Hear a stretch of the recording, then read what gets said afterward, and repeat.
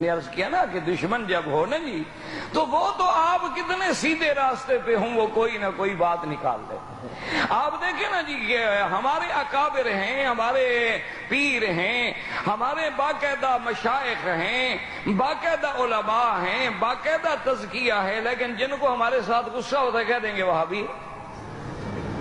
وہ کہنا ہے جی وہاں جی یہ تو پیروں نو مندے ہی کوئی نہیں، ان کے ہاں تو نہ فاتحہ ہے نہ درود ہے، ان کے ہاں تو جی بالکل کوئی نہیں. اور خاص طور تے اے تے بڑا وہابی نے انہوں تے اتھے سعودی عرب تے مکے شریف دی پان بھی نال لگ گئی، ایک کریلا ایک نیم چڑا. اے تو اور پکا وہابی ہو گیا ہے. خدا کے بندو اب تو یہ باتیں کہنی چھوڑ دو، ایمان سے کہیں. مکہ مکرمہ سے مدینہ منورہ قافلے 10 دن میں پہنچتے تھے. یہ اللہ خادم الحرمین کو جزائے خیر دے، ایسی سڑک بنا دی کہ 4 گھنٹے میں آدمی مدینے پہنچ جاتا ہے.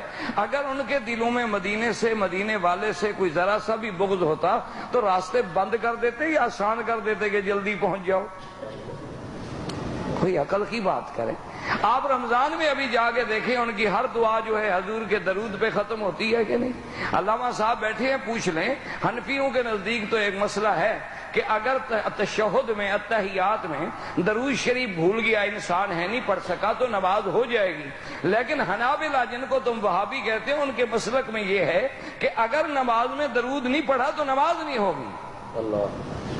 تو ان کو تم یہ اس لیے دشمن جو ہے نا میرا عزیز پھر وہ کوئی نہ کوئی بات تو بنا لیتا ہے نا. وہ ایک پیر بزرگ تھے، بہت بڑے اللہ کے ولی تھے، تو بیوی نہیں مانتی تھی.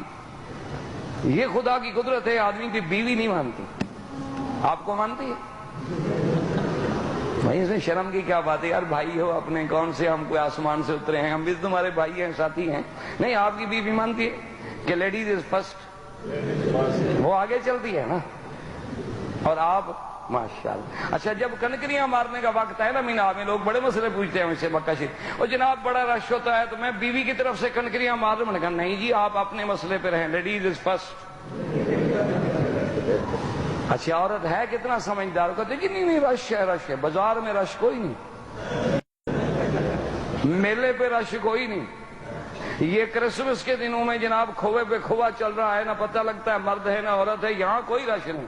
وہاں مینا میں کن کے نہیں بڑا رش ہے جی تسی مار دے تاکہ مرے تو شوہر مرے نا میرا، جان چھوٹے جائے ختم ہو تاکہ واپس جاؤں کہوں سبحان اللہ کیا خوش نصیب بیوی ہوں کہ میرا شوہر وہاں دفن ہو گیا اور میں دوسرے نکاح کے لیے واپس پہنچ گئی ہوں تیار. تو اس لیے اندازہ کریں دشمن تو بات نکال لیتا ہے. اب جناب وہ ولی اللہ جو تھے، یہ میں ایسے نہیں کہہ رہا بیوی نہیں ماں، اس لیے دیکھیں علامہ صاحب سے پوچھنا انشاءاللہ، قاری طیب صاحب سے کبھی پوچھ لینا. اور آپ بھی جانتے ہیں میرے مدنی کو جب نبوت ملی غار میں، نبوت کہاں ملی؟ ہاں جی. اور صدیق کہاں ملا؟ نہیں سمجھ آئی بات؟ میرے مدنی پہ جبریل کہاں اترا؟ تو جبریل آسمان کا وزیر ہے، وہ کہاں ملا؟ غار میں. اور صدیق زمین کا وزیر ہے، یہ کہاں کٹھے ہوا؟ غار میں. ایک وہ بھی غار اور ایک یہ بھی غار اور ایک تیسری غار ادھر ہے. یہ بھی یاد رکھنا. حضرت صدیق جب غار پہ پہنچے تو کہا حضور آپ کھڑے ہو جائیں، مدتوں سے غار پڑی ہے، میں ذرا صاف کر لوں، کوئی بچھو کوئی ایسا جانور نہ ہو. صدیق اندر گئے، صاف کیا تو پھر مدنی گئے. اللہ نے حکم کر دیا، اشارہ ہو گیا کہ جب تک اس غار میں پہلے صدیق کی محبت نہیں آئے گی محمد مدنی پہ ایمان بھی نہیں آئے گا. وہاں غار میں حضور ہیں، قرآن اترا. اچھا اترنے کے بعد سب سے پہلے حضور کہاں آئے؟ سب سے پہلے حضور بیوی کے پاس آئے. غار سے اترنے کے بعد کہاں پہنچے؟ بیوی کے پاس پہنچے. کہا زملونی زملونی، خدیجہ کپڑا ڈالو، بدن پہ تھر تھری ہے. اسی منظر کو میرا مولا پسند کر کے فرماتی ہیں یا ایھا المزمل قم اللیل الا قلیلا نصفہ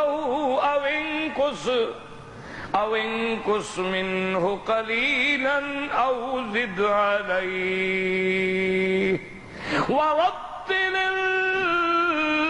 القرآن ترتیلا. میرا مدنی پہلے بیوی کے پاس آئے تاکہ سب سے پہلی تصدیق بیوی کرے کہ اس کی تصدیق بڑی مشکل ہوتی ہے، اور جب بیوی پاکی کی گواہ بن جائے تو پھر اس سے بڑا گواہ دنیا میں کوئی نہیں ہوتا۔ سب سے پہلی تصدیق کرنے والی سیدہ خدیجہ، اور ظالم تو کہتی ہیں اسلام نے عورت کو کوئی مقام نہیں دیا۔ ذرا غور تو کرے، میرے مدنی کی پہلی گواہ کون ہے؟ سیدہ خدیجہ۔ پہلے اسلام لانے والی کون ہے؟ سیدہ خدیجہ۔ نبوت کو تسلی دینے والی کون ہے؟ سیدہ خدیجہ۔ برکت ابن نوفل کے پاس لے جا کے تائید کرانے والی کون ہے؟ سیدہ خدیجہ۔ اللہ تبارک و تعالیٰ کے دین اسلام کی عظمت دیکھیں کہ قرآن کی پہلی گواہ بھی عورت، میرے مدنی کی نبوت کی پہلی گواہ بھی عورت، اسلام کی پہلی گواہ بھی عورت، اور آج تک اسلام نے صفا مروہ رکھ کے عورت کو اتنا بلند کر دیا ہے کہ قیامت تک دوڑتے رہو اور عورت اسماعیل کی اماں کی سنت کو یاد کرتے رہو۔ لیکن مشکل یہ ہوتی ہے کہ دشمن کو بات سمجھ نہیں آتی، وہ ہر نیکی میں بھی کوئی برائی نکال لیتا ہے۔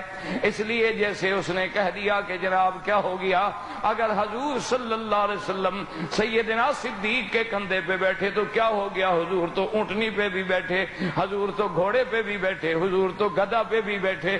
لیکن اللہ اکبر، اس کو جب سمجھایا گیا کہ بات سمجھو، ہم نے کہا ظالم اعتراض کرنے والے تم ٹھیک کہتے ہو، لیکن ہمارے عقیدے کو سمجھ لو کہ حضور جس اونٹنی پہ بیٹھے ہیں وہ ساری اونٹنیوں کی سردار ہے، حضور جس گھوڑے پہ بیٹھے وہ سارے گھوڑوں سے افضل ہے، حضور جس گدھا پہ بیٹھے وہ ساری دنیا کے گدھوں سے افضل ہے، اور حضور جس بندے پہ بیٹھے وہ بندہ بھی ساری دنیا کے بندوں سے افضل ہے۔ اصل بات تو یہ ہے، حضور تو بیٹھے ہیں، اور حضور جس پہاڑ پہ کھڑے ہوں وہ پہاڑ پہاڑوں میں افضل، حضور جس غار میں بیٹھے ہوں وہ غار ساری غاروں سے افضل، حضور صلی اللہ علیہ وسلم جس مسجد میں کھڑے ہوں وہ مقام ساری دنیا سے افضل۔ اس لیے اللہ تبارک و تعالیٰ کی شان دیکھیں کہ یہ شرف کس کو ملا ہے؟ صرف ابو بکر رضی اللہ تعالیٰ عنہ کو، کہ اللہ فرماتے ہیں الا تنصروہ فقد نصرہ اللہ اذ اخرجہ الذین کفروا ثانی اثنین۔ اب ذرا توجہ کریں، ایک پارٹی ہے نکالنے والی اور ایک پارٹی ہے نکلنے والی۔ نکلنے والے کون ہیں؟ میرا مدنی اور ابو بکر۔ مکے سے کون نکل رہے تھے؟ ہاں جی، وہ نام لے لیا کرو، خیر زندوں میں بیٹھا ہوں نا، خیر ہے زندہ الحمدللہ۔ اب مکے سے جانے والے کون ہیں؟ اب سیدنا محمد مصطفیٰ اور ابو بکر، اور نکالنے والے کون ہیں؟ نہیں، نکالنے والے حضور کو مکے سے نکالنے والے کون ہیں؟ قرآن کیا کہتا ہے؟ اذ اخرجہ الذین کفروا، جب کہ کافروں نے نکالا، اور پھر وہ دو کون تھے؟ ثانی اثنین